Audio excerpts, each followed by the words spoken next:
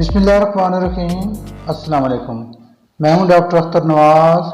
आज की नशिस्त में आपसे बावले कुत्ते के कांटे के बारे में चंद एक मालूमात शेयर करूंगा।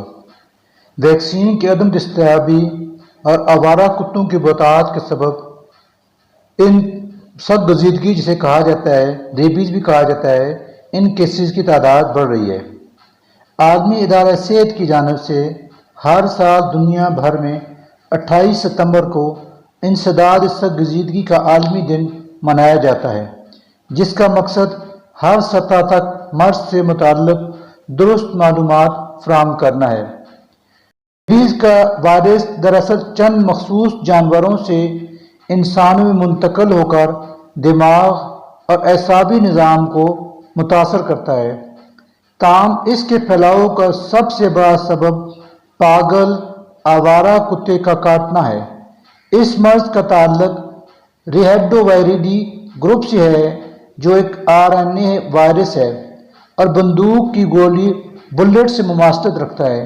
ये कुत्ते, बिल्ली, लोमड़ी और गीदड़ के लुआब में पाया जाता है।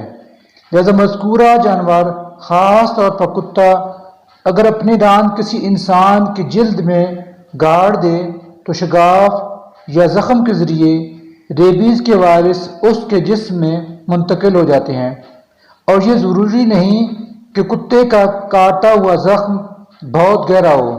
बाज़ केसेस में मामूली खराश से भी वायरस इंसान में मुंतकिल हो जाता है।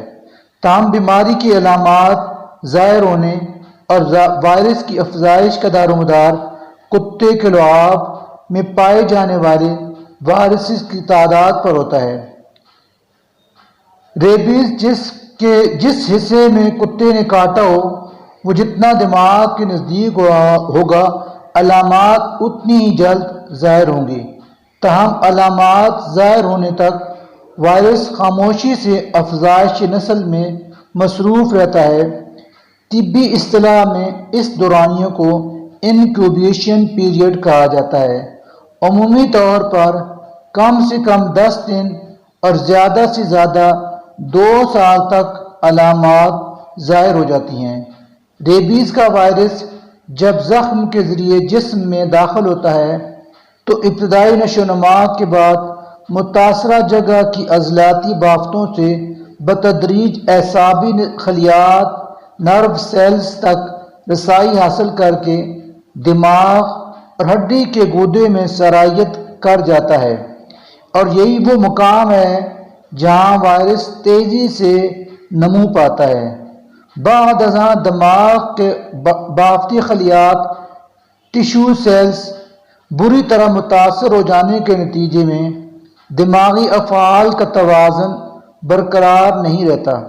इब्तदा में मरीज को ज़ख्म की जगह दर्द और ख़ारिश महसूस होती है, जिसके बाद ज़ाहिर होने वाली अलामात में सर दर्द, हल्का बुखार, कसरत से राल का बहना, चक्कर आना, डिप्रेशन, बेचैनी, चिड़चिड़ापन, ग़िज़ा निकलने में दुश्वारी, पागलपन का दौरा और ख़ास तौर पर पानी से खौफ शामिल है।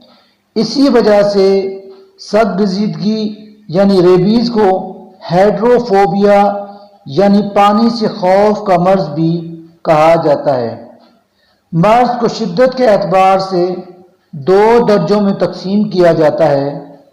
कम शिद्दत वाले दर्जे में खामोश या गुमसुम हो जाना, लागरपन, बेताल्लुकी, कमज़ोरी और फालिज जैसी अलामात शामिल हैं, जबकि ज़्यादा शिद्दत वाले दर्जे में मरीज़ के तर्ज अमल में तब्दीली वाक़ होती है।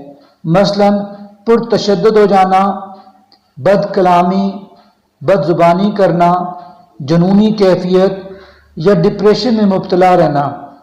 नीज़ पानी देख कर दहशत का शिकार हो जाने समेत पागलपन के दौरे भी पड़ते हैं।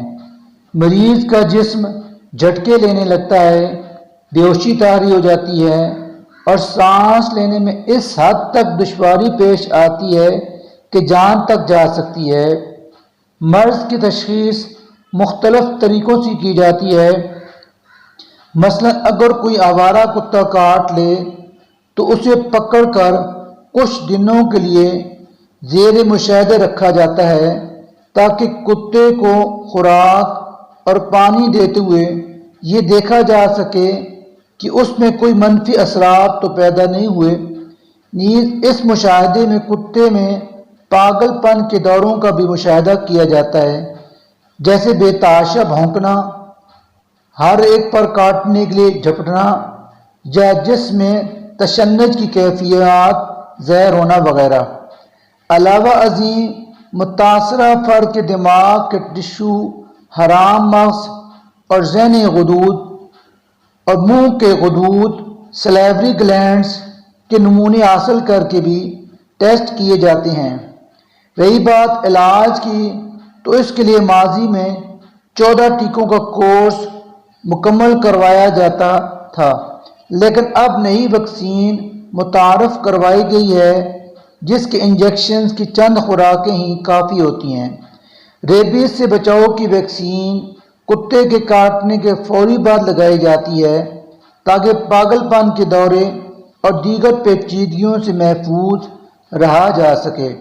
نیز فوری مدافعت حاصل کرنا بھی ضروری ہوتا ہے، تو اس کے لیے تیار شدہ اینٹی باڈیز یعنی ریبیز امیونوگلوبولین کا انجیکشن لگاتے ہیں، جس کی مقدار کا تعین صرف ایک مستند ڈاکٹر ہی کرتا ہے۔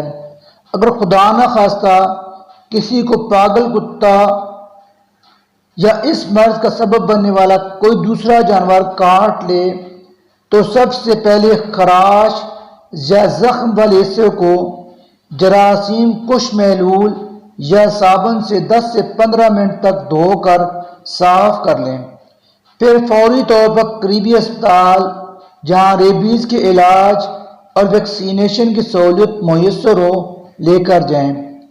کئی ممالک میں ریبیز کے خاتمے کے لیے کتوں کو بھی ویکسینیشن کی جاتی ہے تاکہ انسانی جانیں محفوظ رہ سکیں۔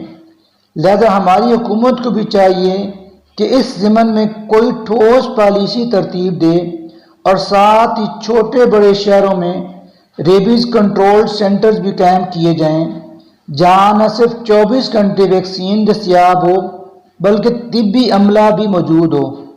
عام طور پر ریبیز کی ویکسینیشن سرکاری یا پھر نجی اسپتالوں میں ہی کی جاتی ہے، لیکن بدقسمتی سے زیادہ تر سرکاری اسپتالوں، خاص طور پر دیہی علاقوں کے اسپتالوں میں ویکسین میسر نہیں ہوتی، جبکہ نجی اسپتالوں سے علاج عام آدمی کے بس کی بات نہیں۔ لہذا محکمہ صحت کی جانب سے خاص طور پر ہدایت جاری کی جائیں کہ وہ افراد جنہوں نے گھروں میں شوقیہ طور پر یا پھر حفاظت کے لیے کتے پال رکھے ہیں تو ان کی باقاعدگی سے ویکسینیشن بھی کروائیں۔ چڑیا گھروں میں کام کرنے والوں میں بھی ریبیز کا خطرہ رہتا ہے، تو حفاظتی اقدامات کے طور پر ان تمام افراد کی ویکسینیشن لازمی اور مفت کروائی جائے۔ علاوہ ازیں والدین پر بھی ذمہ داری عائد ہوتی ہے کہ وہ اپنے بچوں کو ان میدانوں، گلی محلوں میں جہاں کتوں کے کاٹنے کا خطرہ ہو بغیر نگرانی کھیلنے نہ دیں، نہ کسی کام وغیرہ کی غرض سے اکیلے جانے دیں۔ اس ضمن میں ماضی میں بلدیات کے تحت ہونے والی کتا مار مہمات کافی نتیجہ خیز ثابت ہوتی رہی ہیں اور اس قسم کی مہمات کو آئندہ بھی جاری رکھ کر ریبیز جیسے امراض پر قابو پانے میں مدد مل سکتی ہے۔ کتا مار مہم کا آغاز شہروں، دیہاتوں، ہر جگہ کیا جانا چاہیے۔ آوارہ کتوں کی بہتات سے بھی اس مرض میں اضافے کا خدشہ پیدا ہو سکتا ہے، لہذا جہاں تک ممکن ہو آوارہ کتوں کا خاتمہ کیا جائے۔ امید ہے ریبیز یعنی سرگزیدگی کے بارے میں آپ کو وہ تمام معلومات جو جاننی چاہیے پہنچ چکی ہوں گے۔ اگر آپ مزید ریبیز کے بارے میں کوئی معلومات چاہتے ہیں تو کمنٹ سیکشن میں کمنٹس کر کے مجھ سے پوچھ سکتے ہیں، اور آئندہ کسی قریبی ویڈیو میں اس پر سیر حاصل بحث کی جائے گی۔ اب اجازت دیجیے، خداوند تعالیٰ آپ کا حامی و ناصر ہو۔